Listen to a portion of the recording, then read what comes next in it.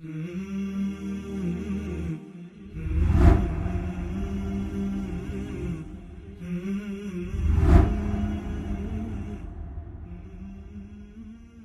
علیکم ورحمۃ اللہ وبرکاتہ. الحمد للہ وحدہ والصلاة والسلام علی من لا نبی بعدہ واشہد ان لا الہ الا اللہ وحدہ لا شریک لہ واشہد ان محمدا عبدہ ورسولہ اما بعد فاعوذ باللہ من الشیطان الرجیم. بسم اللہ الرحمن الرحیم. ومن يشاقق الرسول من بعد ما تبين له الهدى ويتبع غير سبيل المؤمنين نوله ما تولى ونصله جہنم وساءت مصیرا. محترم مشاہدین اور مشاہدات، یہ منہج سلف نہیں ہے، اس کے تعلق سے یہ 7واں اور انشاءاللہ آخری ایپیسوڈ ہے. اب تک ہم 30 پوائنٹس پر گفتگو کر کے آ چکے ہیں. اگلا جو پوائنٹ ہے، پوائنٹ نمبر 31، کسی ایک مسئلہ میں حق کو منحصر کر لینا. شیخ محمد بن عمر بازمول حفظہ اللہ فرماتے ہیں کہ لیس من منہج السلف حصر الدین فی مسئلہ، کہ پورے دین کو کسی ایک مسئلے میں محصور کر دینا، محدود کر دینا، یہ سلف کا منہج نہیں ہے. فمن وافقنی علیہا هو سلفی ومن خالفنی فیہا فہو غیر سلفی، کہ یہ کہا جائے کہ اس مسئلے میں جو میرے موافق ہے وہ سلفی ہے، جو میرے مخالف ہے وہ سلفی نہیں ہے. فالسلفیت منہج ولیست مسئلہ، کہ سلفیت جو ہے وہ ایک منہج کا نام ہے، ایک طریقے کا نام ہے، وہ کسی ایک مسئلے کا نام نہیں ہے. خلاصہ کیا ہے اس پوائنٹ کا؟ اس پوائنٹ کا خلاصہ یہ ہے کہ دین جو ہے وہ بہت وسیع ہے اور بہت کشادہ ہے. کسی ایک مسئلے میں دین کو منحصر کر دینا یا سلفیت کو منحصر اور محدود کر دینا، یہ طریقہ درست اور صحیح نہیں. ہمارے یہاں ہوتا ہے ہر کوئی اپنے اپنے لحاظ سے، ہر فرقہ اپنے اپنے لحاظ سے دین کو کیا کرتا ہے، ایک مسئلے میں محدود کر لیتا ہے. اب مثال کے طور پر جو رفع الیدین کر رہا ہے، جو آمین بلند آواز سے کہہ رہا ہے، ان میں سے کچھ لوگ، سارے لوگ نہیں، ہم بھی رفع الیدین کرتے ہیں، آمین کہتے ہیں، لیکن کچھ لوگ ایسے ہوتے ہیں نا جو رفع الیدین کو ہی سلفیت سمجھتے ہیں، کہ اگر کسی شخص نے رفع الیدین کیا تو وہ سلفی، نہیں کیا تو وہ غیر سلفی. کوئی آمین بلند آواز سے کہتا ہے تو ہی سلفی ہے، نہیں کہتا ہے تو سلفی نہیں. اسی طرح سے ہر فرقہ، ہر مسلک جو ہے وہ الگ الگ اپنے اعتبار سے دین کو چند مسائل میں محدود کر لیتا ہے. ان تمام لوگوں کے لیے نصیحت ہے کہ دیکھو، دین جو ہے یا منہج جو ہے یا جو سلفیت جو ہے وہ بہت سارے مسائل کے مجموعے کا نام ہے. پورے منہج کو، پوری سلفیت کو ایک مسئلے میں محدود کر دینا یہ سلفیت کا منہج نہیں ہے. بلکہ سلفیت کیا ہے؟ منہج ہے، کوئی مسئلہ تھوڑی ہے کہ ایک مسئلے میں کوئی آپ کے موافق ہو گیا تو سلفی، اسی مسئلے میں آپ کے مخالف ہو گیا کوئی تو غیر سلفی. یہ چیز درست اور صحیح نہیں ہے. اگلے پوائنٹ کی طرف ہم بڑھتے ہیں. پوائنٹ نمبر 32، منکر کو مٹانے میں اس سے بڑا فساد پیدا کرنا. شیخ محمد بن عمر بازمول حفظہ اللہ فرماتے ہیں کہ لیس من منہج السلف انکار المنکر اذا ترتب على ذلك حصول فساد اکبر من المنکر، کہ کسی برائی پر نکیر کرنا جب کہ اس نکیر کا نتیجہ اس برائی سے بھی زیادہ بڑا ہو تو اس برائی پر نکیر کرنا یہ سلف کا منہج نہیں. یہ ہم اور آپ سب مانتے ہیں کہ اگر ہم کوئی غلط کام دیکھیں، کوئی برائی دیکھیں تو اس کو مٹانے کی کوشش کریں. اللہ کے رسول صلی اللہ علیہ وسلم نے فرمایا من رأى منكم منكرا فليغيره بيده فإن لم يستطع فبلسانه فإن لم يستطع فبقلبه وذلك أضعف الإيمان، کہ تم میں سے جو شخص بھی منکر کام دیکھے، غلط کام دیکھے، اس کو روکنے کی کوشش کرے. من رأى منكم منكرا فليغيره بيده، ہاتھ سے روکنے کی طاقت ہے تو ہاتھ سے روکے، اور اگر ہاتھ سے روکنے کی طاقت نہیں ہے، زبان سے روکنے کی طاقت ہے تو زبان کے ذریعے سے اس کو منع کرے. اگر اس کے ذریعے سے بھی نہیں ہے تو دل میں وہ کوڑھے اس چیز کو لے کر کے دل میں برا جان لے، یہی اس کے لیے کیا ہے؟ ایمان ہے، اور یہ کمتر درجے کا ایمان. تو برائی کے خلاف آواز اٹھانا، برائی کو معاشرے سے ختم کرنا، یہ ہم سب کا فریضہ ہے. یہ ساری چیزیں ہونی چاہیے، لیکن حکمت کے ساتھ یہ کام ہونا چاہیے. اللہ نے کیا فرمایا؟ ادعو الی سبیل ربک بالحکمہ، کہ اے لوگو اللہ رب العالمین کے راستے کی طرف لوگوں کو نا حکمت کے ساتھ بلاؤ. دین جذبات کا نام نہیں. ہم لوگ بہت جذباتی ہو جاتے ہیں کبھی کبھار. ایک حدیث سن لی، یہ سنت ہے، بس اس کو ہمیں نافذ کرنے کی کوشش کرنا ہے۔ وہ سنت اگر ہم نافذ کر رہے ہیں تو کیا اس سے بڑی کوئی برائی پیدا ہو رہی ہے، اس چیز کو بھی دیکھنا ہمارے لیے ضروری ہے۔ ہم آنکھیں بند نہیں کر سکتے انجام پر۔ ابھی آگے ذکر کیا جائے گا کہ انجام کیا ہوگا، انجام کی فکر کرنا بھی یہ سلف کا منہج ہے۔ ہم یہ نہیں کہہ سکتے کہ جو ہوگا دیکھا جائے گا، یہ چیز غلط ہے۔ تو لہذا آپ اگر کسی برائی کو ختم کرنے کی کوشش کر رہے ہیں تو یہ اسی وقت آپ کے لیے کرنا جائز اور درست ہے جب اس برائی کے ختم ہونے کا امکان آپ کے پاس موجود ہو۔ لیکن اگر یہ اندیشہ ہو کہ آپ اس برائی کو ختم کرنے جائیں گے تو اس سے بڑی برائی پیدا ہو جائے گی، تو لہذا اس برائی کو ختم کرنا یا اس برائی کے بارے میں بولنا آپ کے لیے درست نہیں ہے۔ ابھی اس سے پہلے ذکر کیا گیا پچھلے درس میں کہ مسلمان حاکم اگر غلطی بھی کر رہا ہے تو اس کے خلاف خروج کرنا اور بغاوت کرنا جائز اور درست نہیں ہے۔ تو یہ چیز کیوں ہے؟ کیونکہ اگر آپ مسلمان حاکم کے خلاف خروج کریں گے، بغاوت کریں گے، تو وہاں پر فساد کے بڑھنے کا امکان بہت زیادہ ہے۔ ہو سکتا ہے مسلمان جو حاکم ہے وہ اپنے فورس یوز کرنے لگے، وہ اپنی طاقت استعمال کرنے لگے، تو آپ ایک برائی کو روکنے گئے تھے، اس سے بڑی برائی آپ کے اوپر آ جائے گی۔ تو لہذا اگر منکر کو اگر ختم کرنا ہے تو بڑی حکمت کے ساتھ ختم کرنا ہے، دیکھنا ہے کہ کہیں اس منکر کے ختم کرنے کے ساتھ ساتھ کوئی بڑا منکر پیدا تو نہیں ہو رہا ہے۔ آپ اس کی مثالیں آپ قرآن کریم میں اور احادیث میں دیکھ سکتے ہیں۔ سورہ انعام میں اللہ نے فرمایا آیت نمبر 108 میں وَلَا تَسُبُّوا الَّذِينَ يَدْعُونَ مِن دُونِ اللَّهِ فَيَسُبُّوا اللَّهَ عَدْوًا بِغَيْرِ عِلْمٍ، کہ اے لوگوں ان لوگوں کو برا بھلا مت کہو، ان لوگوں کو گالی مت دو جو اللہ رب العالمین کے علاوہ دوسرے لوگوں کو پکارتے ہیں، یعنی جو دوسرے معبودوں سے دعا کرتے ہیں آپ ان کو برا بھلا مت کہو۔ کیوں؟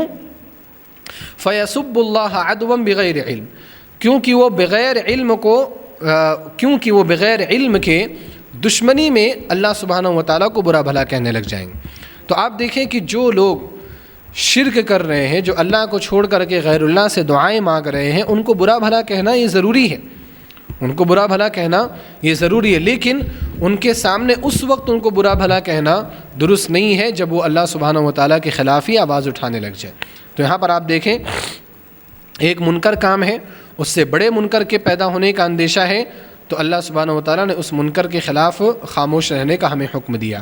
اسی طرح سے آپ دیکھیں حضرت علی رضی اللہ تعالیٰ عنہ نے فرمایا حدث الناس بما يعرفون اتريدون ان يكذب اللہ ورسولہ، کہ لوگوں جب تم لوگوں سے گفتگو کرو تو تم ان کے معیار کے حساب سے گفتگو کیا کرو، ان چیزوں کو بتایا کرو جو چیزیں وہ آسانی سے سمجھ سکیں۔ کیا تم یہ چاہتے ہو کہ اللہ اور اس کے رسول کو جھٹلا دیا جائے؟ یہ تمہارا مقصد نہیں ہونا چاہیے۔ تو لہذا بہت حکمت سے کام کرنے کی ضرورت ہے۔ اب مثال کے طور پر اگر آپ دیکھیں کوئی شخص نماز پڑھنے کے لیے آ رہا ہے، اب تک وہ نماز نہیں پڑھتا تھا، شراب میں، شباب میں، کباب میں مست تھا، اپنی دنیاوی زندگی میں مست تھا، وہ اگر مسجد میں آ رہا ہے اور مسجد میں آ کر کے نماز پڑھ رہا ہے اور غلط نماز پڑھ رہا ہے، اب وہ غلط نماز پڑھ رہا ہے، جلد بازی میں نماز پڑھ رہا ہے، مثال کے طور پر آپ مان لیں، تو اب اگر آپ اس کو پہلے ہی دن آ کر کے ٹوک لیں گے تمہیں نماز پڑھنی نہیں آتی، یہ نماز تم نے جو پڑھی اللہ رب العالمین کے ہاں مقبول نہیں ہے، تو اب یہاں پر اس انداز میں اس کو سمجھانا، اس انداز میں اس کو دعوت دینا، اس سے اندیشہ یہ ہے کہ وہ نماز ہی چھوڑ دے۔ ارے ابھی نماز پڑھنے آیا، اب چند دن اس کو نماز پڑھنے دو، جب نماز کی محبت اس کے دل کے اندر پیدا ہو جائے گی نا، تب آپ اس کو بتاؤ گے کہ نماز اطمینان کے ساتھ پڑھی جاتی ہے، نماز اس طریقے سے پڑھی جاتی ہے، وہ ساری باتیں ماننے کے لیے تیار ہو جائے۔ لیکن ابھی وہ نیا آیا ہے، ابھی وہ پورا اپنا ماضی چھوڑ کر کے آیا ہے، مسجد میں بیٹھا ہے، کم از کم مسجد میں تو آ گیا، اتنا ہی خیر ہے۔ ہر ایک کے ساتھ ہر ایک جیسا سلوک نہیں کرنا چاہیے، ہر شخص کے ساتھ ایک جیسا سلوک آپ نہیں کر سکتے، لوگوں کے ساتھ مختلف۔ ابھی ایک ریورٹ ہے، نو مسلم ہے، اسلام کے اندر داخل ہوا ہے، ہو سکتا ہے وہ بہت ساری غلطیاں کرے گا، ہو سکتا ہے وہ بہت ساری برائیاں کرے گا، لیکن آپ کیا اس کی برائیوں کی وجہ سے اس کو آپ بالکل خارج از اسلام قرار دے دیں گے؟ آپ اس کو دائرہ اسلام سے باہر کر دیں گے؟ نہیں، ایسا نہیں کر سکتے آپ، حکمت کے ساتھ آپ کو کام کرنا ہے۔ تو لہذا منکر کے خلاف آواز اٹھانا ضروری ہے، لیکن یہ دیکھ لینا بھی ضروری ہے کہ کیا اس منکر کے خلاف آواز اٹھانے کی وجہ سے کوئی بڑا منکر تو پیدا نہیں ہو رہا ہے۔ اگر ایسا ہے تو وہاں پر خاموش رہنا یا حکمت کے ساتھ کام کرنا بہتر ہے۔ اگلا پوائنٹ جو ہے پوائنٹ نمبر 33، حکام کے خلاف خروج، اور یہ بہت اہم ہے۔ شیخ بازمول حفظہ اللہ فرماتے ہیں کہ لیس من منہج السلف تہییج الناس علی الحکام وتحریضهم علی الخروج او المظاہرات او الثورات او الانتقاد العلنی لهم ولوزرائهم او عمالهم، کہ لوگوں کو حکام کے خلاف، حکام سے مراد جو حکومت چلا رہے ہیں، جو پورا ملک چلا رہے ہیں، ان کے خلاف بھڑکانا، ان کے خلاف خروج یعنی بغاوت یا مظاہرات یا انقلابات کے لیے اکسانا، یا حکام پر یا ان کے وزراء پر یا عمال پر کھلے عام تنقید کرنا، یہ سب بھی سلف کا منہج نہیں ہے۔ سلف کا منہج کیا ہے؟ اگر کوئی غلطی کر رہا ہے تو اس کو خاموشی سے سمجھانا چاہیے، اور خاص طور پر اگر غلطی کرنے والا کوئی بڑا شخص ہو، جس کا معاشرے میں کوئی مقام ہو، تو ایسے لوگوں کے ساتھ خیر خواہی تو بڑی حکمت کے انداز میں ہونی چاہیے۔ اگر آپ ان کی کسی غلطی کو جان لیتے ہیں تو ان کو تنہائی میں آپ سمجھائیے۔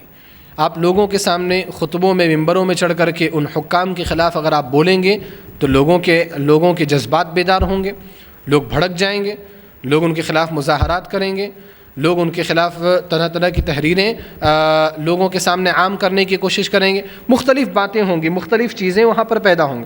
تو لہذا اس طرح کی چیزیں کرنا، حکام کے خلاف بھڑکانا، یہ کبھی بھی سلف کا منہج نہیں رہا ہے، بلکہ یہ تو اہل السنہ اور اہل البدعہ کے درمیان ایک امتیازی عقیدہ ہے، جیسا کہ میں نے پچھلے درس میں ذکر کیا کہ حکام کے خلاف بغاوت کرنا یہ اہل السنہ والجماعہ کا اجماعی عقیدہ ہے کہ ان کے خلاف بغاوت کرنا یہ جائز اور درست نہیں ہے۔ اس کی احادیث سے بھی تائید ہوتی ہے۔ آپ دیکھیں اللہ کے رسول صلی اللہ علیہ وسلم نے فرمایا، عبداللہ بن عباس رضی اللہ تعالیٰ عنہما کی حدیث ہے، بخاری میں حدیث نمبر 7053، مسلم میں حدیث نمبر 1849 ہے، اللہ کے رسول صلی اللہ علیہ وسلم نے فرمایا، من کرہ من امیرہ شیئا فلیصبر، اگر کوئی شخص اپنے حاکم کی کسی بات کو ناپسند کرتا ہے تو اسے صبر کرنا چاہیے۔ فإنہ من خرج من السلطان شبرا فمات میتۃ جاہلیہ، کہ اگر کوئی شخص اپنے بادشاہ سے، اپنے حاکم سے ایک بالشت کے برابر بھی بغاوت کرتا ہے، اس کی اطاعت سے نکل جاتا ہے اور وہ مر جاتا ہے، تو اس کی موت کیا ہے؟ اس کی موت جاہلی موت ہوتی ہے۔ اللہ کے رسول صلی اللہ علیہ وسلم نے یہ بھی فرمایا، اطیع امیرک وان ضرب ظہرک واخذ مالک، اپنے حاکم کی بات مانو، اس کی اطاعت کرو، اگرچہ وہ تمہارے پیٹھ پر کوڑے برسائے، اگرچہ وہ تمہارے مال کے اوپر قبضہ جما لے۔ اللہ کے رسول صلی اللہ علیہ وسلم نے یہ بھی فرمایا، علیکم بالسمع والطاعہ وان تأمر علیکم عبد حبشی، کہ اے لوگوں سمع اور طاعت کو لازم پکڑو، حکام کی بات سنو، ان کی بات مانو، اگرچہ تمہارے اوپر کوئی حبشی غلام ہی حاکم کیوں نہ بن جائے۔ ان کی بات جب تک واضح طور پر کفر کی بات نہ ہو، جب تک واضح طور پر اللہ رب العالمین کی نافرمانی کی بات نہ ہو، ان کی بات کو ماننا واجب اور لازم ہے۔ اور اللہ کے رسول صلی اللہ علیہ وسلم نے اپنی اطاعت، خلفائے راشدین کی سنت کی اطاعت کے ساتھ امراء اور حکام کی اطاعت کا ذکر کیا۔ بڑا مقام ہے اس کا، کیونکہ آپ دیکھیں کہ اگر حکام کی ہم اطاعت نہیں کریں گے، ان کے خلاف بغاوت کریں گے تو کیا ہوگا؟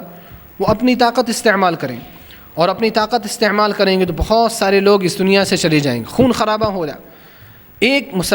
ہر ایک مسلمان کی جان کی قیمت۔ جو لوگ بھی خروج اور بغاوت کے تعلق سے بات کرتے ہیں، گویا کہ وہ مسلمانوں کا خون خود اپنے ہاتھوں سے کر رہے ہیں۔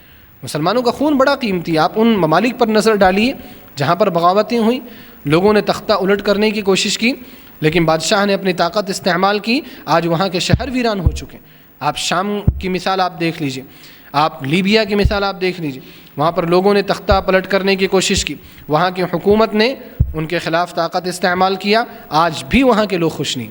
شام کے حالات تو بڑے دیگرگوں ہیں، اللہ رب العالمین وہاں کے مسلمانوں کی حفاظت فرمائے۔ وہاں کے حالات بڑے خراب ہیں۔ خراب کیوں ہوئے؟ مسلمانوں کی جانب سے بغاوت ہوئی، خروج ہوا، اور جب خروج ہوا، وہ اگرچہ وہ مسلمان حاکم نہیں، لیکن کسی بھی حاکم کے خلاف خروج اس وقت تک جائز نہیں ہوتا جب تک کہ غالب اور قوی امکان نہ ہو خروج کے بعد فتح حاصل کرنے کی۔ لوگوں کے پاس کچھ بھی نہیں ہے، لوگوں کے پاس کوئی بھی اسباب نہیں ہے، کوئی بھی ذریعہ نہیں، خروج کر کے بیٹھ گئے، نتیجہ کیا ہوا کہ آج گھر چھوڑنے پر مجبور، آج دوسری جگہوں پر پناہ لینے پر مجبور۔ اس وجہ سے اہل علم اور سلف جو ہیں اس مسئلے میں بہت سخت ہیں۔ چنانچہ بخاری میں ایک روایت ہے، حدیث نمبر 7068 ہے، زبیر ابن عدی فرماتے ہیں کہ ہم حضرت انس بن مالک رضی اللہ تعالیٰ عنہ کے پاس آئے، اور ان کے پاس آ کر کے ہم نے وہ ساری شکایتیں کی جو حجاج ابن یوسف کے مظالم تھے۔ حجاج بن یوسف بنو امیہ کی طرف سے ایک بڑا ظالم شخص تھا، وہ بہت ظلم کرتا تھا۔ تو زبیر ابن عدی اور انس بن مالک رضی اللہ تعالیٰ عنہ کے چند شاگردوں نے آ کر کے شکایت کی کہ یہ کیا کر رہے ہیں، یہ ظلم کر رہے ہیں، آپ لوگ ان کے خلاف کیوں کچھ بھی نہیں بولتے۔ حضرت انس رضی اللہ تعالیٰ عنہ نے کیا فرمایا، اصبروا، کہ اے لوگوں صبر کرو، فإنه لا يأتي عليكم زمان إلا الذي بعده شر منه حتى تلقوا ربكم سمعته من نبيكم، کیونکہ جو بھی زمانہ آگے آئے گا وہ پہلے والے زمانے سے برا ہوگا یہاں تک کہ تم اپنے رب سے ملاقات کرو، یہ بات میں نے تمہارے نبی جناب محمد رسول اللہ صلی اللہ علیہ وسلم سے سنی۔ حضرت انس رضی اللہ تعالیٰ عنہ اگر چاہتے آپ خروج کے لیے لوگوں کو آمادہ کر سکتے تھے، لوگ آپ کی بات مانتے تھے، آپ صحابی رسول تھے، آپ کا مقام تھا، آپ کا مرتبہ تھا، آپ ایک اشارہ کرتے لوگ بغاوت کے لیے تیار ہو جاتے، لیکن حضرت انس رضی اللہ تعالیٰ عنہ کو معلوم تھا کہ بغاوت یہ سنت نہیں ہے، بغاوت یہ شریعت کی تعلیم نہیں ہے، بغاوت سے فساد ہوتا ہے، بغاوت سے خون خرابہ ہوتا ہے، بغاوت سے زندگیاں برباد ہوتی ہیں، یہ ساری چیزیں حضرت انس رضی اللہ تعالیٰ عنہ کو معلوم تھیں۔ اس وجہ سے آپ نے حجاج بن یوسف کے اتنے بڑے بڑے ظلم کے باوجود کیا کہا، اصبروا، صبر کرو، اور صبر بھی کب تک کرو، حتی تلقوا ربکم، اپنی موت تک صبر کرو، قیامت تک صبر کرو۔ صبر کرنے کا بھی کوئی یہاں پر لمٹ متعین نہیں کیا، صبر کرتے رہو، ابھی کچھ بھی نہیں کر سکتے تم، اگر کچھ کرنے جاؤ گے تو اس سے برے حالات پیدا ہو جائیں گے، لہذا ان برے حالات سے اچھے یہ حالات ہیں جو اس سے کم برے ہیں۔ تو یہ سلف کی دانش مندی ہے اور ان کی عقل مندی ہے۔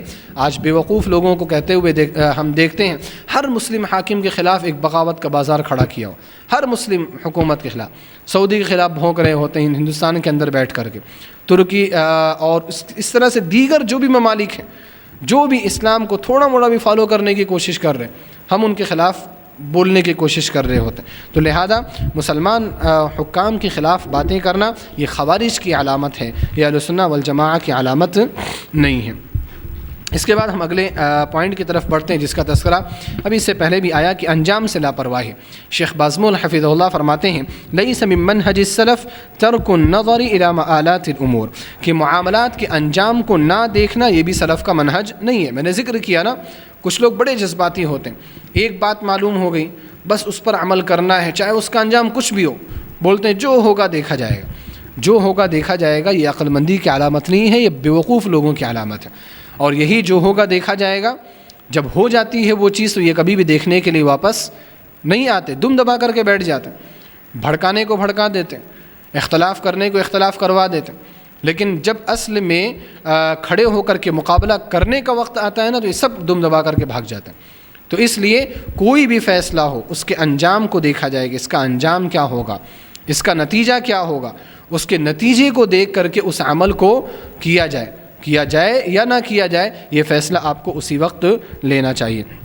آپ دیکھیں سلف کا یہ معمول رہا ہے کہ وہ انجام کو دیکھا کرتے تھے۔ ابھی جو میں نے آیت پیش کی اس کو یہاں پر بھی پیش کر سکتے ہیں کہ اللہ رب العالمین نے ان لوگوں کو جو شرک کرتے ہیں، غیر اللہ سے دعائیں کرتے ہیں، ان کو برا بھلا کہنے سے منع کیا۔ کیوں منع کیا؟ انجام دیکھ کر کے۔ انجام کیا ہوگا؟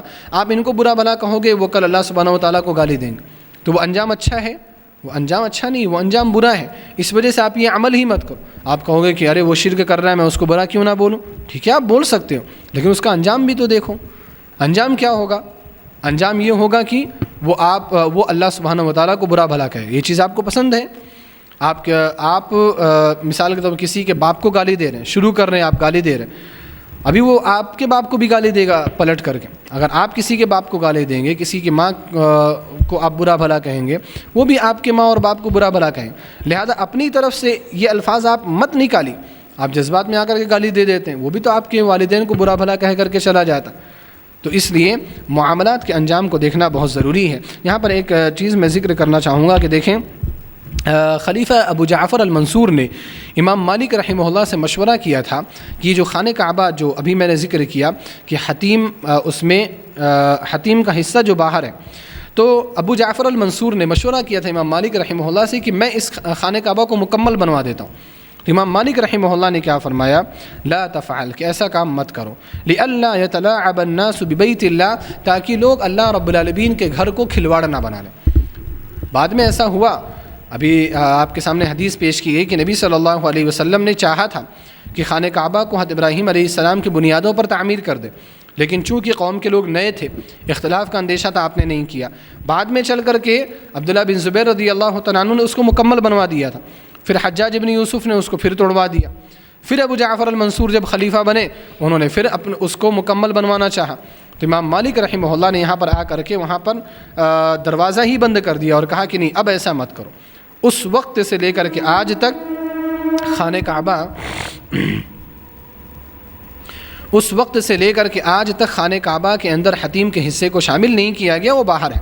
انجام کی فکر کی امام مالک رحمہ اللہ نے, انجام کو دیکھا. انجام کیا ہے کہ ہر خلیفہ آئے گا, ایک خلیفہ آئے گا توڑے گا, ایک خلیفہ آئے گا بنائے گا, ایک خلیفہ جوڑے گا, ایک خلیفہ توڑے گا. پھر خانہ کعبہ کیا بن جائے گا؟ بازیچہ اطفال بن جائے گا, بچوں کے ہاتھ کا کھلونا بن جائے گا. اس لیے امام مالک رحمہ اللہ نے وہیں سے کیا کی, پابندی لگا دی کہ اب آپ کو ایسا کرنے کی ضرورت نہیں ہے. تو یہ دیکھیں انجام دیکھتے ہیں لوگ. سلف جو ہے نا وہ آخر میں یہ معاملات کہاں جانے والے ہیں وہاں پر ان کی نظر ہوتی ہے. آپ اسی طرح سے آپ دیکھو اللہ کے رسول صلی اللہ علیہ وسلم کے ساتھ عبداللہ بن ابی جو تھا رئیس المنافقین, اس نے بہت برا کیا. اما عائشہ رضی اللہ تعالی عنہا پر تہمت بھی لگائی اور اس کے اعمال ایسے تھے کہ اس کو قتل کر دینا چاہیے تھا. بلکہ بعض صحابہ کرام نے کہا بھی کہ اللہ کے رسول صلی اللہ علیہ وسلم آپ اس کو قتل کیوں نہیں کرتے؟ حضرت عمر رضی اللہ تعالیٰ عنہ نے آ کر کے کہا کہ اللہ کے رسول صلی اللہ علیہ وسلم آپ نے اس کو کھلا چھوڑ دیا, وہ اتنے بڑے بڑے گناہ کرنے کے باوجود, اتنی بڑی بڑی غلطیاں کرنے کے باوجود ایسے ہی گھوم رہا ہے وہ, آپ اس کو کچھ بھی نہیں کہتے, اس کو قتل کر دینا چاہیے. تو اللہ کے رسول صلی اللہ علیہ وسلم نے حضرت عمر رضی اللہ تعالیٰ عنہ سے کیا کہا؟ دعہ لا يتحدث الناس ان محمدا یقتل اصحابہ, چھوڑ دو, کہیں ایسا نہ ہو کہ لوگ یہ باتیں کرنے لگیں کہ محمد صلی اللہ علیہ وسلم اپنے ساتھیوں کا ہی قتل کر رہے ہیں. اور عبداللہ بن ابی کیسا بھی ہو, غیروں کی نظر میں تو وہ نبی صلی اللہ علیہ وسلم کا ساتھی ہی تھا, مسلمان تھا وہ بظاہر, تو منافق تھا اندر سے لیکن بظاہر مسلمان تھا. تو وہ نبی صلی اللہ علیہ وسلم کے ساتھ تھا, صحابہ کرام کے ساتھ تھا. اگر اس کا قتل کر دیا جاتا تو میڈیا میں یہ بات پھیلتی, لوگوں کے درمیان یہ بات پھیلتی کہ دیکھو کہ محمد صلی اللہ علیہ وسلم غیر تو غیر, اب اپنوں کو بھی مارنا انہوں نے کیا, اپنوں کو بھی مارنا شروع کر دیا. تو انجام کی پرواہ کی آپ علیہ الصلوۃ والسلام نے, وہ انجام برا تھا, اس وجہ سے آپ نے یہ کام نہیں کیا. تو لہذا سلف کا منہج یہ ہے کہ معاملات کے انجام کو دیکھا جائے, صرف جذبات میں آ کر کے کوئی فیصلہ نہ کیا جائے. کوئی بھی فیصلہ کرنے سے پہلے بڑی دور اندیشی اور دانش مندی کا مظاہرہ کرنا ضروری ہے. اگلے پوائنٹ کی طرف آتے ہیں. پوائنٹ نمبر 35 ہے حزبیت اور خفیہ تحریک. شیخ بازمول حفظہ اللہ فرماتے ہیں لیس من منہج السلف التحزب والتحالف والاجتماع سرا دون الناس, کہ گروہ بندی, آپسی معاہدے اور بعض لوگوں کا کسی چیز پر خفیہ طور پر جمع ہونا یہ سلف کا منہج نہیں. فقد ورد, چنانچہ بعض سلف سے منقول ہے کہ اذا رؤی من یجتمع فی المسجد من دون الناس فعلم انہم علی ضلالہ, کہ جب تم دیکھو کہ کچھ لوگ مسجد میں بیٹھ کر کے عام لوگوں سے چھپ کر کے کچھ میٹنگ کر رہے ہیں, عام لوگوں سے کٹ کر کے مسجد میں خفیہ طور پر جمع ہوتے ہیں, میٹنگ کرتے ہیں, تو جان لو کہ ایسے لوگ کیا ہیں, گمراہ ہیں. اس سے پہلے بات آ چکی ہے کہ اختلاف اور انتشار یہ اچھی چیز نہیں, یہ مذموم چیز ہے. ہمارے اندر اتحاد ہونا چاہیے اور اس کے ساتھ ساتھ ہمارے اندر ایک دوسرے کے تعلق سے خیرخواہی کا جذبہ پیدا ہونا چاہیے. اگر یہ چیز ہوگی تو جس چیز کا یہاں پر ذکر ہوا ہے وہ چیز ہمارے یہاں کبھی بھی پیدا نہیں ہوگی. آج آپ دیکھیں ہر شخص اپنے اپنے معیار کے حساب سے, اپنے اپنے دائرے کے حساب سے خفیہ تحریکوں میں جڑا ہوا ہے. ہر شخص کچھ نہ کچھ سازشیں کر رہا ہے, اپنے مسلمان بھائیوں کے خلاف سازشیں کر رہا ہے, جمعیت اور جماعت کے خلاف سازشیں کر رہا ہے. تو ایسے جو لوگ سازشیں کرتے ہیں, خفیہ طور پر میٹنگیں کرتے ہیں, ایسے لوگ سلف کے منہج پر نہیں ہے, بلکہ ایسے لوگوں کو سلف کیا سمجھتے تھے, گمراہ سمجھتے تھے. لہذا خلاصہ یہ ہے کہ میں زیادہ اس پر بات طویل نہیں کروں گا. خلاصہ یہ ہے کہ دیکھیں اتحاد پیدا کرنے کی کوشش کرنا چاہیے اور خفیہ طور پر کسی کے خلاف سازش نہیں کرنا چاہیے, چاہے وہ ایک انسان ہو, چاہے وہ ایک جماعت ہو. اور یہ بات یاد رہے کہ خفیہ طور پر سازش کرنے والے کبھی بھی کامیاب نہیں ہوتے, ان کی سازشیں انہی کے الٹ پڑتی ہیں. وَمَكَرُوا وَمَكَرَ اللَّهُ وَاللَّهُ خَيْرُ الْمَاكِرِينَ. اب دیکھو ان لوگوں نے چال چلی حضرت عیسیٰ علیہ السلام کو مارنے کی, وَمَكَرَ اللَّهُ, اور اللہ رب العالمین نے بھی ایک تدبیر اختیار کی. وَاللَّهُ خَيْرُ الْمَاكِرِينَ, اللہ رب العالمین بہترین تدبیر اختیار کرنے والا ہے. تو ان لوگوں نے خفیہ طور پر میٹنگ کر کے حضرت عیسیٰ علیہ السلام کو مارنے کی کوشش کی, لیکن اللہ سبحانہ و تعالیٰ نے ان کو وہ مقام دے دیا جس مقام سے آج ان کو ہر کوئی یاد کرتا ہے. اللہ رب العالمین نے زندہ ان کو آسمان کی طرف اٹھا لیا، یہ مقام دیا۔ تو خفیہ تدبیر کرنے والے لوگوں کے خلاف سازشیں کرنے والے یہ لوگ کبھی بھی کامیاب نہیں ہوتے۔ محاورہ مشہور ہے نا کہ جو شخص کسی دوسرے کے لیے گڈھا کھودتا ہے سب سے پہلے اس گڈھے کے اندر وہ خود گرتا ہے۔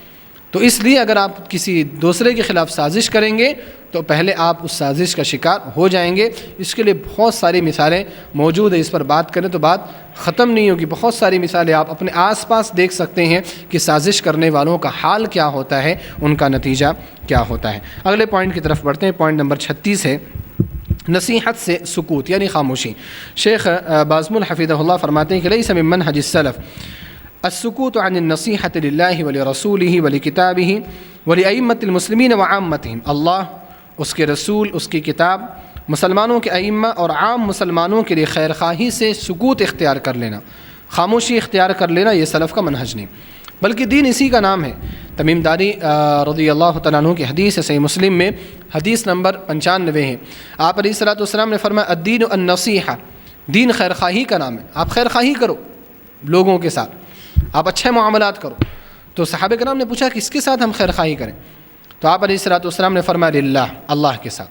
اللہ کے ساتھ خیر خواہی کرنے کا معنی کیا ہے کہ اللہ رب العالمین کا حق ادا کرو، آپ اللہ کی توحید کو اختیار کرو، شرک مت کرو، اللہ کے اسماء و صفات میں اس کو اکیلا مانو، اللہ رب العالمین سے ہی دعائیں کرو، اسی کے نام کی نظر و نیاز کرو، اسی پر توکل اور اسی پر بھروسہ کرو۔ یہ اللہ رب العالمین کے لیے کیا ہے؟ خیر خواہی۔ للہ ولرسولہ، رسول کے ساتھ خیر خواہی کرنے کا نام دین ہے۔ رسول کے ساتھ خیر خواہی کیا ہے؟ ان کو یہ ماننا کہ وہ اللہ کے رسول ہیں، وہ اللہ کے بندے ہیں، انہوں نے دین ہم تک صحیح طور پر پہنچا دیا ہے، وہ ہمارے خیر خواہ ہیں، انہوں نے ہر اچھی چیز ہمیں بتا دی ہے، ہر بری چیز سے ہمیں روک دیا ہے، ان سے محبت کی جائے، ان کی اتباع کی جائے، ان کی اطاعت کی جائے، یہ رسول کے ساتھ خیر خواہی۔ للہ ولرسولہ ولکتابہ، اللہ کی کتاب کے ساتھ خیر خواہی، قرآن کریم کے ساتھ اس کو پڑھا جائے، اس کو سمجھا جائے، غور و فکر کیا جائے، اس کے احکام کے مطابق عمل کیا جائے، اس کی طرف لوگوں کو بلایا جائے، اس کی طرف لوگوں کو دعوت دی جائے۔ یہ ساری چیزیں کیا ہیں؟ قرآن کریم کا حق ادا کرنا ہے، قرآن کریم کے ساتھ خیر خواہی۔ ولی کتابی ولی ائمۃ المسلمین، اور مسلمانوں کے جو ائمہ ہیں ان کے ساتھ خیر خواہی کی جائے۔ ائمہ سے مراد حکام ہیں، حکام کے ساتھ خیر خواہی کی جائے، ان کے ساتھ ان کی بات کو مانا جائے، ان کے خلاف خروج اور بغاوت نہ کیا جائے۔ اسی طرح سے مسلمانوں کا ائمہ وہ بھی ہیں جو آپ کو نمازیں پڑھاتے ہیں یا جو لیڈرشپ اختیار کرتے ہیں، ان کو بھی ان کا مقام دیا جائے، ان کو بھی ان کے مقام کے حساب سے ان کی عزت کی جائے۔ وعامتہم، اسی طرح سے عام مسلمانوں کے ساتھ خیر خواہی کرنا یہ دین ہے۔ عام مسلمانوں کے ساتھ خیر خواہی کیا ہے؟ کہ ان کو اللہ رب العالمین کی طرف دعوت دی جائے، ان کی اصلاح کی جائے، ان کے منہج کو درست کرنے کی کوشش کی جائے، ان کو عبادت کا طریقہ بتایا جائے، ان سے اگر کوئی غلطی ہو جائے نرمی کے ساتھ ان کی غلطیوں کو دور کیا جائے۔ یہ عام مسلمانوں کے ساتھ خیر خواہی۔ تو سلف کا منہج کیا ہے؟ ان تمام لوگوں کے ساتھ خیر خواہی کرنا، اللہ، اس کے رسول، اس کی کتابیں، مسلمانوں کے ائمہ، مسلمانوں کے حکمراں اور عام مسلمان، ان سب کے ساتھ خیر خواہی کا جذبہ ہونا چاہیے۔ یہ سلف کا منہج ہے۔ کسی کے خلاف بغض نہ ہو، کسی کے خلاف حسد نہ ہو، کسی کا حق آپ غصب نہ کر رہے ہوں، یہ ساری چیزیں سلف کے منہج کے خلاف ہیں۔ پوائنٹ نمبر 37 کی طرف ہم آتے ہیں، شہرت اور مقام کی طلب۔ یہ بڑی خطرناک چیز ہے۔ شیخ بازمل حفظہ اللہ فرماتے لیس من منہج السلف طلب الشہرہ والارتفاع علی الناس، کہ شہرت طلبی اور لوگوں میں اپنے مقام کو اونچا کرنے کی کوشش کرنا یہ سلف کا منہج نہیں ہے۔ فإن حب الظہور یقسم الظہور، اس لیے کہ شہرت کی چاہت کمر توڑ کر کے رکھ دیتی ہے۔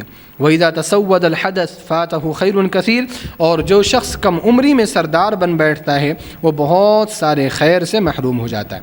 شہرت طلبی، میں مشہور ہو جاؤں، میرا نام ہو جائے، میں نکلوں تو لوگ سلام کریں، میں باہر جاؤں تو لوگ میری طرف متوجہ ہوں، یہ شہرت کی جو بھوک ہے وہ انسان کی شخصیت کو تباہ کر کے رکھ دیتی ہے۔ اللہ کے رسول صلی اللہ علیہ وسلم نے فرمایا، سنن ترمذی کی روایت حدیث نمبر 2376 ہے، کعب بن مالک رضی اللہ تعالیٰ عنہ روایت کرتے ہیں، فرماتے ہیں کہ نبی علیہ الصلوۃ والسلام نے فرمایا ما ذئبان جائعان ارسلا فی غنم بافسد لها من حرص المرء علی المال والشرف لدینہ، کہ اگر دو بھوکے بھیڑیوں کو کسی بکری کے ریوڑ پر بھیج دیا جائے تو وہ دو بھوکے بھیڑیے بکری کے ریوڑ کو اتنا نقصان نہیں پہنچائیں گے جتنا کہ مال کی خواہش اور شہرت کی خواہش انسان کے دین کو نقصان پہنچاتی. مال کی خواہش کی وجہ سے، شہرت کی خواہش کی وجہ سے، عزت اور مقام کی خواہش کی وجہ سے انسان کا دین پورا برباد ہو کر کے رہ جاتا. وہ کچھ نہیں، اس کو صرف شہرت چاہیے، اس کو دین نہیں چاہیے. اس کا کوئی بھی کام اخلاص کے ساتھ نہیں ہوگا، اس کا کوئی بھی کام اللہ رب العالمین کو راضی کرنے کے لیے نہیں ہوگا. وہ شہرت چاہے گا. اب وہ شہرت حلال طریقے سے بھی چاہے گا، حرام طریقے سے بھی چاہے گا. دین نام کی کوئی چیز اس کے یہاں ہوتی ہی نہیں. آپ لیڈروں کو دیکھ لیں، جو لیڈر ہوتے ہیں کیا ان کا دین بڑا محفوظ ہوتا ہے؟ ہمارے یہاں کے جو لیڈر ہوتے ہیں ان لیڈروں کو ہر کام کرنا پڑتا ہے. وہ لیڈر چاہے مسلمان ہو، اگر مسلمان ہے ہونے دو مسلمان، اس کو مندروں میں بھی جانا پڑتا ہے، وہاں بھی ہاتھ جوڑ کر کے کھڑے رہنا پڑتا ہے، اس کو چرچ میں بھی جانا پڑتا ہے. کوئی بھی ہو، کسی بھی مذہب کا ماننے والا، یہ جو عہدے کی جو بھوک ہے، یہ شہرت کی جو بھوک ہے، وہ پورے دین کو تہس نہس کر کے رکھ دیتی ہے. لہذا کبھی بھی یہ چیز اپنے اندر پیدا کرنے کی کوشش نہیں کرنی چاہیے. صحابہ کرام تو بلکہ یہ کوشش کرتے تھے نا کہ ان میں سے وہ لوگ کیا ہیں، بالکل گمنام رہیں. وہ اپنے آپ کو آگے پیش کرنے کی کوشش ہی نہیں کرتے، بالکل گمنامی کی زندگی بسر کرنے کو پریفر کرتے تھے. کیونکہ ان کو معلوم تھا کہ جیسے ہم مشہور ہوں گے اور اگر ہمارے اندر شہرت کی بھوک پیدا ہو گئی نا تو پھر وہ ہمیں بالکل برباد کر کے رکھ دے گی. اور اللہ کے رسول صلی اللہ علیہ وسلم نے بھی احادیث میں ایسے لوگوں کی فضیلت بیان کی. آپ علیہ الصلوۃ والسلام نے فرمایا کچھ لوگ ایسے ہوتے ہیں، گمنام ہیں، ان کو رب اشعث اغبر مدفوع بالابواب، آپ نے فرمایا ان کے کپڑے دیکھ کر کے گندے میلے کپڑے، ان کے بال دیکھو آپ، گرد و غبار سے اٹے ہوئے بال، مدفوع بالابواب، کسی کے دروازے پر کھڑے ہو جائے تو بھگا دیں، چلو ہٹو یہاں سے، دوسرے دروازے کی طرف جاؤ، دوسروں کے پاس جاؤ، دروازوں سے دور کر دیا جاتا ہے ان کو. لیکن کچھ لوگ ایسے ہوتے ہیں لو اقسم علی اللہ لابرہ، فرمایا کہ اگر اللہ رب العالمین کو کسی چیز کی قسم دے دیں، اللہ رب العالمین بھی ان کی قسم پوری کرے. یعنی اگر وہ اللہ کو قسم دے کر کہتے ہیں کہ اللہ میں تجھے قسم دے کر کے کہتا ہوں کہ یہ چیز ہو جا، وہ چیز ہو جاتی. وہ ایسے گمنام ہیں. تو وہ شہرت طلبی کا مظاہرہ وہ لوگ نہیں کرتے. اللہ کے رسول صلی اللہ علیہ وسلم نے کیا فرمایا؟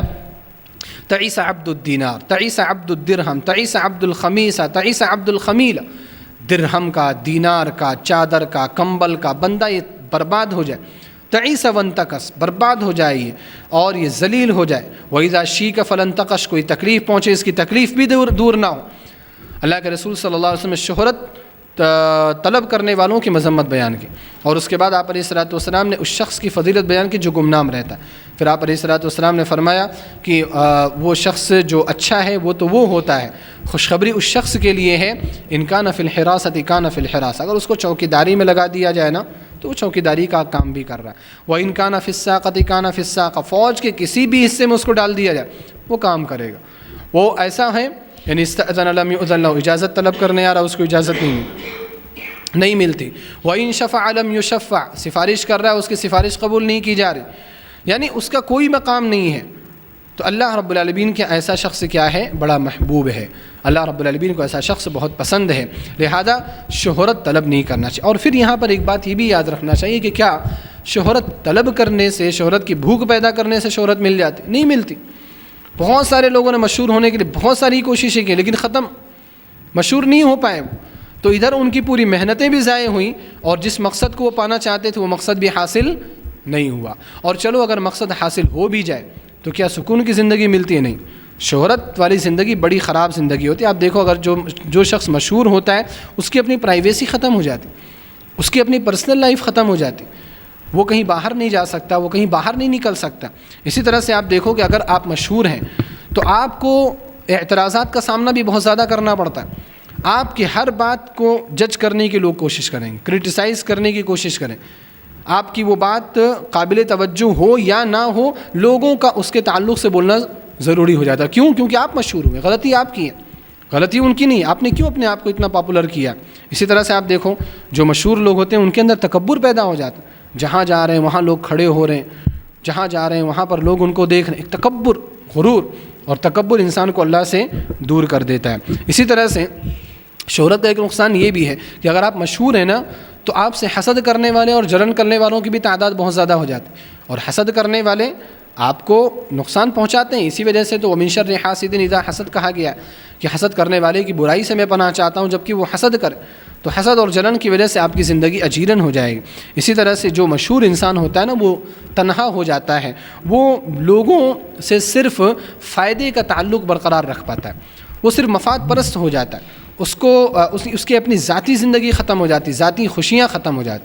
لہذا آپ دیکھیں, اس بات کو یاد رکھیں کہ اولاً گمنامی کی زندگی کو بافضیلت زندگی قرار دیا ہے شریعت نے. شہرت کی بھوک ہمیں نہیں ہونی چاہیے. دوسری یہ بات یاد رکھنی چاہیے کہ دیکھیں, اگر آپ شہرت کی بھوک پیدا کر رہے ہیں تو ضروری نہیں ہے کہ آپ کو وہ شہرت مل جائے. تیسری چیز یہ دیکھیں کہ اگر آپ کو شہرت مل بھی جائے تو پھر بھی آپ کی زندگی کیا ہے, آسان نہیں رہے گی, بلکہ شہرت ملنے کے بعد کی جو زندگی رہتی ہے نا وہ اور زیادہ مشکل زندگی رہتی ہے. لہذا سلف کا منہج کبھی بھی شہرت پانا نہیں تھا. اگلے پوائنٹ کی طرف آتے ہیں. پوائنٹ نمبر 38 ہے آخرت کے بجائے دنیا کے لیے عمل کرنا. شیخ بازمول حفظہ اللہ فرماتے ہیں لیس من منہج السلف الرکون الی الدنیا وترک العمل للآخرہ, کہ دنیا کی طرف مائل ہو جانا, پورے دنیا دار بن جانا اور آخرت کے لیے عمل چھوڑ دینا, یہ سلف کا منہج نہیں ہے. آپ قرآن کریم میں یہ مقام تو ایسا ہے, قرآن کریم میں احادیث میں بڑی وضاحت موجود ہے. اللہ رب العالمین نے کیا فرمایا, بل تؤثرون الحیات الدنیا والآخرۃ خیر وابقیٰ, کہ اے لوگوں تم دنیا کی زندگی کو ترجیح دیتے ہو حالانکہ آخرت کی زندگی وہ زیادہ بہتر ہے, زیادہ باقی رہنے والے. تو ہمیں دنیا کی زندگی کو زیادہ ترجیح نہیں دینا چاہیے, بلکہ ترجیح اس زندگی کو دینا چاہیے جو دنیا کی زندگی سے 1000 درجے کروڑہ درجے بہتر ہے. اس کی بہتری کو ہم میزر بھی نہیں کر سکتے, اس کی بہتری کا ہم اندازہ بھی نہیں لگا سکتے, وہ کتنی بہتر زندگی. تو لہذا پورے کام اپنے دنیا کے لیے کرنا یہ سلف کا منہج نہیں ہے. سلف کے بہت سارے اقوال, ہر ایک کی زندگی آپ دیکھو, نبی صلی اللہ علیہ وسلم کی زندگی زاہدانہ, ابو بکر کی زندگی زاہدانہ, عمر کی زندگی زاہدانہ, عثمان کی زندگی زاہدانہ, علی کی زندگی زاہدانہ, صحابہ کرام کی زندگی زاہدانہ, تابعین کی زندگی زاہدانہ, تبع تابعین کی زندگی زاہدانہ. جتنے بھی ہمارے سلف اور صلحاء گزر چکے ہیں سب نے زاہدانہ زندگی بسر کی. وہ دنیا کی طرف مائل نہیں ہوتے تھے, وہ دنیا سے دل نہیں لگاتے تھے. ہر ایک کے اگر اقوال پیش کرنے جائیں بات بہت طویل اور بہت لمبی ہو جائے. یہ سب آپ کو معلوم ہے کہ سلف کو جو مقام ملا, وہ مقام کیوں ملا, وہ مقام اس وجہ سے ملا کیونکہ ان کے یہاں دنیا کی فکر زیادہ نہیں تھی. عبداللہ بن مسعود رضی اللہ تعالیٰ عنہ فرماتے ہیں, اپنے شاگردوں سے انہوں نے کہا کہ انتم اکثر صلاۃ وصوما وجہادا من اصحاب محمد صلی اللہ علیہ وسلم. عبداللہ بن مسعود رضی اللہ تعالیٰ عنہ کا یہ قول بہت ہی اہم ہے اور قابل غور ہے. کیا فرماتے ہیں کہ اے لوگوں دیکھو, تم نبی صلی اللہ علیہ وسلم کے صحابہ کرام سے زیادہ نمازیں پڑھتے ہو, ان سے زیادہ روزے رکھتے ہو, ان سے زیادہ جہاد کرتے ہو, لیکن وہم کانوا خیرا منکم, لیکن اس کے باوجود صحابہ کرام تم سے بہتر تھے. کیوں بہتر تھے؟ قالوا کیف ذلک, پوچھا کیسے وہ لوگ بہتر تھے؟ قال, تو عبداللہ بن مسعود رضی اللہ تعالیٰ عنہ نے فرمایا کانوا ازہد منکم فی الدنیا وارغب منکم فی الآخرہ, کہ وہ لوگ تم میں سے سب سے زیادہ دنیا سے بھاگنے والے اور تم میں سے سب سے زیادہ آخرت کی خواہش کرنے والے تھے. دنیا سے سب سے زیادہ بے رغبت, آخرت کی طرف سب سے زیادہ رغبت کرنے والے, آخرت کی سب سے زیادہ خواہش کرنے والے صحابہ کرام تھے. تو دنیا کو چھوڑنا, آخرت کی فکر کرنا, اس چیز نے صحابہ کرام کو وہ مقام دیا جو مقام صحابہ کرام کو ملا. تو اس لیے ہمیں دنیا کی باتیں نہیں کرنی چاہیے. ہماری مجلسیں آج کل ایسی ہو گئی ہیں کہ ہر مجلس میں کیا ہے, دنیا کے بارے میں گفتگو. کوئی دین پر بات کرنے کے لیے تیار ہی نہیں, کوئی مسائل پر گفتگو کرنے کے لیے تیار ہی نہیں. اگر آپ کہیں جاؤ, کچھ لوگ ایسے ہوتے ہیں کہ اگر آپ توحید کی رسالت کی باتیں کرنے لگو بور ہو جاتے ہیں, باتیں بدل دیتے ہیں, باتیں کاٹنے کی کوشش کر دیں. آپ بات کرو گے, آپ سمجھاؤ گے نا, وہ بیچ میں انٹرپشن کرے گا. وہ چائے لے کر کے آؤ, وہ پانی لے کر کے آؤ. وہ چائے منگانا اور پانی منگانا مقصد نہیں ہوگا, مقصد آپ کی بات کاٹنا ہوگا. کوئی تیاری نہیں ہے. آج ہماری جو باتیں ہیں وہ دنیا والی باتیں رہتے ہیں, دنیا کی باتیں رہتی ہیں اور دنیا کمانے کی ہی فکر ہمارے یہاں زیادہ ہوتی. امام ابو داؤد رحمہ اللہ, امام احمد بن حنبل رحمہ اللہ کے شاگرد ہیں, فرماتے ہیں کہ کانت مجالس احمد مجالس الآخرہ. امام احمد بن حنبل رحمہ اللہ کی جو مجلسیں تھیں نا وہ آخرت کی مجلسیں تھیں. لا یذکر فیہا شیء من امر الدنیا. کیسے آخرت کی مجلسیں تھیں کہ کوئی بھی دنیا کی بات وہاں پر ڈسکس ہی نہیں کی جاتی تھی, کوئی دنیا کی بات ہی نہیں کرتا تھا. فرماتے ہیں کہ ما رأیتہ ذکر الدنیا قط، کہ ہم نے امام احمد بن حنبل رحمہ اللہ کو دنیا کے بارے میں بات کرتے ہوئے کبھی بھی نہیں دیکھا کہ یہ کرو تو یہ کما لو گے، ایسا کرو گے تو اتنا پیسہ ملے گا، یہ کرو تو تمہیں یہ چیز مل جائے گی، یہ گھر بنا لو گے۔ آج کیا ہے، آج ہماری جو بھی بات ہوتی ہے، زمین خریدی آپ نے نہیں خریدی، آپ نے فلیٹ خریدا یا نہیں خریدا، گاڑیاں کتنی ہیں آپ کے پاس، کار ہے کہ نہیں ہے آپ کے پاس، یہ باتیں ہمارے پاس ہوتی۔ ہم یہ نہیں پوچھتے کہ آپ فرائض کی پابندی کتنی کرتے ہو، آپ رمضان کے روزوں کی پابندی کتنی کرتے ہو، آپ کے اندر تقویٰ کتنا ہے، آپ اذکار کتنے پڑھتے ہو، آپ نوافل کتنے پڑھتے ہو، ان ساری چیزوں کے بارے میں ہماری باتیں نہیں ہوتی۔ تو لہذا دنیا کی طرف مائل ہو جانا اور آخرت کے لیے عمل نہ کرنا یہ سلف کا منہج نہیں ہے۔ اگلے پوائنٹ کی طرف بڑھتے ہیں، پوائنٹ نمبر 39 ہے کہ دعوت میں نرمی کے بجائے سختی اور جبر۔ شیخ بازمول حفظہ اللہ فرماتے ہیں لیس من منہج السلف الاستعلاء علی الخلق فہم دعات خیر ورفق ورحمہ، کہ لوگوں پر تسلط اور برتری طلب کرنا یہ سلف کا منہج نہیں۔ سلف تو خیر، نرمی اور رحمت کے داعی تھے۔ یعنی اگر آپ کے پاس علم ہے تو آپ اپنی علمی برتری لوگوں کے سامنے ظاہر کرنے کی کوشش مت کرو کہ اللہ نے آپ کو علم دیا ہے تو بس آپ ہی سب سے بڑے ہو، آپ کے علاوہ کچھ بھی نہیں ہے، یہ چیز پیدا کرنا درست نہیں۔ بلکہ اگر آپ کے اندر علم ہے تو آپ کے اندر نرمی پیدا ہونی چاہیے، آپ لوگوں کے ساتھ اچھا برتاؤ کریں، رحمت کا برتاؤ کریں۔ اللہ رب العالمین نے نبی صلی اللہ علیہ وسلم کے بارے میں کیا فرمایا، وَاخْفِضْ جَنَاحَكَ لِمَنِ اتَّبَعَكَ مِنَ الْمُؤْمِنِينَ، اے نبی صلی اللہ علیہ وسلم، وہ اہل ایمان جو آپ کی اتباع کرتے ہیں ان کے لیے آپ کا پہلو بہت نرم ہونا چاہیے، ان کے ساتھ آپ نرمی کا معاملہ کیجیے۔ اہل ایمان کی صفت کیا ہے، اذلۃ علی المؤمنین، وہ مومنوں کے لیے بڑے نرم ہوتے ہیں، رفقت کے ساتھ، رحمت کے ساتھ وہ معاملہ کرتے ہیں ان کے ساتھ۔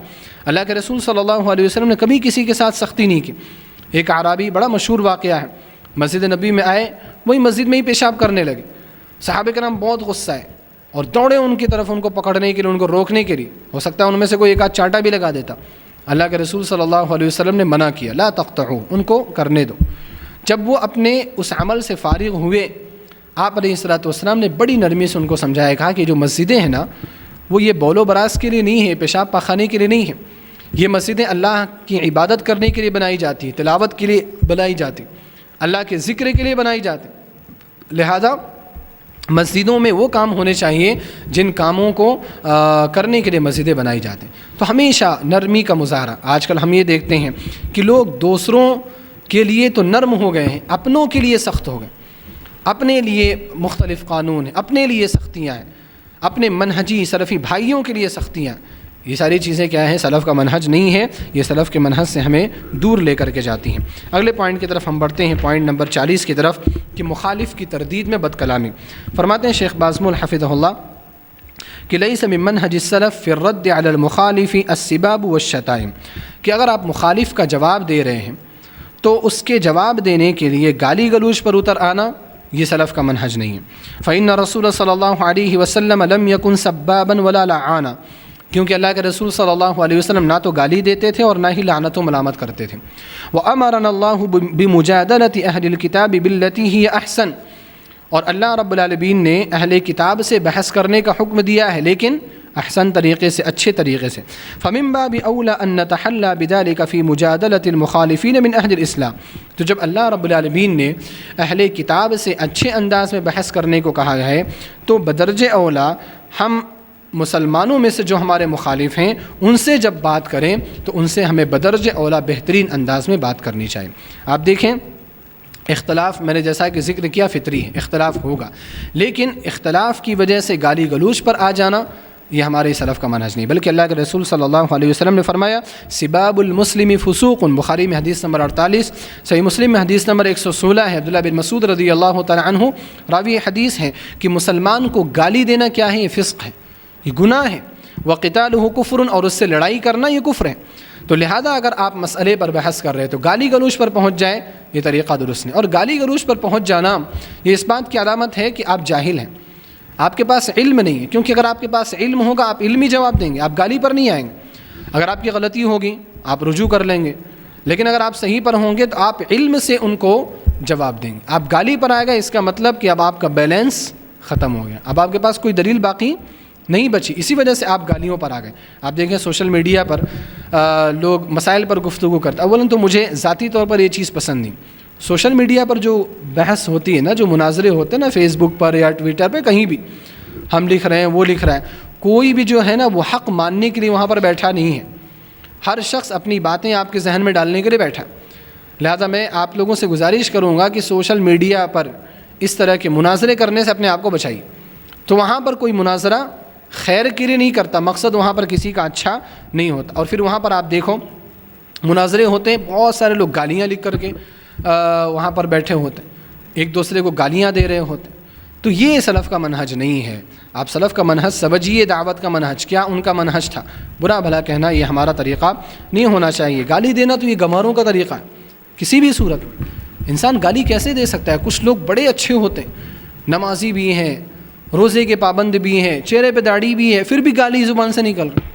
کیا گالی اسمارٹ ہونے کی علامت ہے؟ ماڈرن ہونے کی علامت ہے؟ نعوذ باللہ. کوئی بھی اس کو نہیں سمجھتا. یہ تو ایک مشرک اور کافر بھی اس کو ماڈرن ہونے کی علامت نہیں سمجھتا. وہ کفار بھی اپنے آپ کو گالی سے محفوظ رکھنے کی کوشش کرتے ہیں، لیکن ایک مسلمان ساری چیزیں کرتے ہوئے بھی گالی دے رہا ہے. یہ گواروں کی علامت، یہ بات جان لیجیے. شریفوں کی علامت یہ کبھی بھی نہیں ہو سکتی. اگر آپ اپنے آپ کو گواروں میں شمار کرانا چاہتے ہیں تو پھر آپ گالیوں پر آئیے. اگر اپنے آپ کو شریفوں میں شمار کرنا چاہتے ہیں تو پھر آپ کو گالیوں سے بچنا پڑے گا. آخری جو پوائنٹ ہے اس کتاب کا 41 پوائنٹ نمبر 41 ہے، ایسی چیزوں میں مشغولیت جو آخرت میں نفع نہ دے. شیخ بازمول حفظہ اللہ فرماتے ہیں کہ لیس من منہج السلف الاشتغال بما لا نفع فیہ للآخرہ. ایسی چیزوں میں مشغول ہونا جن کا آخرت میں کوئی فائدہ نہیں ہو، سلف کا منہج نہیں ہے. انسان جو ہے اور خاص طور پر مسلمان جو ہے وہ کام کرتا ہے جو کام اس کو فائدہ پہنچائے. اللہ کے رسول صلی اللہ علیہ وسلم نے فرمایا من حسن اسلام المرء ترکہ ما لا یعنی. وہ شخص اچھا مسلمان ہے جو بیکار چیزوں کو چھوڑ دیتا ہے، جو لا یعنی چیزوں کو چھوڑ دیتا ہے. اب لا یعنی چیزیں، بیکار چیزیں کیا ہیں؟ جن کا آخرت میں کوئی فائدہ نہیں ہو. اولاً تو محرمات، حرام چیزیں، لا یعنی چیزیں، وہ ہمیں آخرت میں کوئی فائدہ نہیں پہنچائیں گی، بلکہ وہ آخرت میں ہمیں نقصان ہی پہنچائیں گی. تو اولاً تو حرام چیزوں کو ہمیں چھوڑ دینا. مکروہات، جو مکروہ چیزیں ہیں وہ بھی کیا ہے؟ آخرت میں ہمیں کوئی فائدہ نہیں پہنچائیں گے. دنیا میں کر لیں گے، ہو سکتا ہے پکڑ نہ ہو، لیکن آخرت میں اس کا کوئی فائدہ ہوگا. مکروہات کا، جو چیزیں بھی ناپسند ہیں ان چیزوں کو بھی چھوڑ دینا چاہیے. اسی طرح سے مشتبہات، جو چیزیں شبہے والی ہوتی ہیں، حلال ہیں کہ حرام ہیں، وبینہما مشتبہات. آپ علیہ الصلوۃ والسلام نے فرمایا نا کہ حلال واضح ہیں، حرام واضح ہیں. حلال حرام کے درمیان کچھ چیزیں کیا ہیں؟ شبہے والی چیزیں ہیں. تو لہذا ان چیزوں کو بھی چھوڑ دینا چاہیے، کیونکہ وہ چیز بھی ہمیں فائدہ دینے والی نہیں ہے، بلکہ وہ چیز نقصان پہنچا سکتی ہے. اسی وجہ سے فرمایا فمن اتقى الشبہات فقد استبرأ لدینہ وعرضہ، کہ جو شبہات سے بچ گیا اس نے اپنے دین کو اور اپنی عزت کو محفوظ کر لیا. ومن وقع فی الشبہات وقع فی الحرام، اور جو شبہات میں پڑ گیا وہ حرام میں پڑ جاتا ہے. تو لہذا شبہات سے بچنا بھی کیا ہے؟ لا یعنی چیزوں سے بچنا ہے. اسی طرح سے فضول مباحات، فضول جائز چیزیں جن کا کوئی فائدہ. مثال تو آپ گیم کھیل رہے ہیں، آپ اگر گیم فرائض کو سائڈ میں رکھ کر کے کھیل رہے ہیں تو حرام ہے. لیکن اگر آپ اپنے فرائض بھی پورے کر رہے ہیں اور پھر گیم بھی کھیلنے بیٹھ جاتے ہیں، پب جی کھیل رہے ہیں لوگ آج بیٹھ کر کے، تو آپ یہ جو گیم کھیل رہے ہیں اس کا کوئی فائدہ ہے؟ آخرت میں کوئی فائدہ ہے؟ کچھ ثواب ملے گا؟ جنت میں کوئی گھر بنے گا؟ اس جنت میں کوئی پودا لگ رہا ہے آپ کے گیم کھیلنے کی وجہ سے؟ نہیں نا، کوئی فائدہ نہیں ہے اس کا. تو اپنے آپ کو اس عمل سے بچائیے. آپ بیٹھ کر کے سبحان اللہ پڑھیے. آپ سبحان اللہ پڑھیں گے اس کا فائدہ ہے. آپ لوگوں کی مدد کرنے نکل جائیے باہر، آپ لوگوں کے ساتھ مسکرا کر کے میری اچھی بات ہی کر دیجیے، وہی صدقہ ہے. ان چیزوں میں فائدہ ہے. تو ایک مسلمان جو ہوتا ہے صحیح منہج پر چلنے والا، وہ بیکار کی چیزوں میں اپنے آپ کو الجھا کر کے نہیں رکھتا. کام وہ کیجئے جو فائدہ مند ہو. آج ہم لوگوں نے فائدہ مند کاموں کو بالکل سائڈ کر دیا. وہ چیزیں جن کی کوئی حیثیت نہیں ہے، ان چیزوں کا مقام ہمارے یہاں بہت زیادہ بلند ہو گیا ہے. تو یہ آخری بات ہے، اور یہ اہم باتیں ہیں. آپ نے محسوس کیا ہوگا کہ جتنے بھی پوائنٹس ہیں وہ پوائنٹس بڑے اہم ہیں ہمارے ماحول کے لحاظ سے، ہمارے معاشرے کے لحاظ سے، اور ان پوائنٹس پر تفصیلی گفتگو بھی کی جا سکتی اور بھی واضح کر کے ان کو سمجھایا جا سکتا ہے. لیکن میں سمجھتا ہوں کہ اگر یہ پوائنٹس ہمارے ذہن میں اس اختصار کے ساتھ بھی ہیں اور ہم اس پر عمل کرتے ہیں تو انشاءاللہ وہ چیز ہمارے لیے فائدہ مند ہوگی. ہم اللہ سبحانہ و تعالیٰ سے دعا کرتے ہیں کہ الہ العالمین تو ہمیں سلف کے منہج کو سمجھنے کی توفیق عطا فرما. الہ العالمین سلف کے منہج سے محبت کرنے کی توفیق عطا فرما. ان کے منہج کی اتباع کرنے کی توفیق عطا فرما. الہ العالمین جو کچھ ہم نے سنا ہے اس کو یاد رکھنے اور اس پر عمل کرنے کی توفیق عطا فرما. آمین. وآخر دعوانا الحمد للہ رب العالمین. والسلام علیکم ورحمۃ اللہ وبرکاتہ.